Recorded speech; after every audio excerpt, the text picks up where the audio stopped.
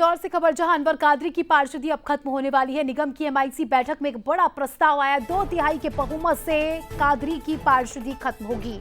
अब निगम के परिषद सम्मेलन में प्रस्ताव लाया जाएगा। इंदौर महापौर पुष्यमित्र भार्गव ने इस बात की जानकारी दी है। अनवर कादरी ये इंदौर का वो पार्षद है जिस पर एक गंभीर आरोप लगा है। आरोप है लव जिहाद में फंडिंग का।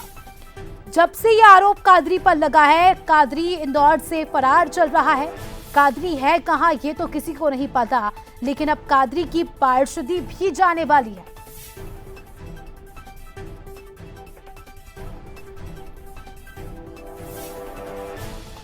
अखिलेश इस खबर पर हमारे सहयोगी लाइव जुड़ चुके हैं, उनसे जानकारी लेंगे। अखिलेश, कादरी कहां है इस बात का पता तो नहीं चल पाया, लेकिन मुसीबतें अब बढ़ने वाली है। बताया जा रहा है कि पार्षदी खत्म करने को लेकर प्रस्ताव लाया जाएगा।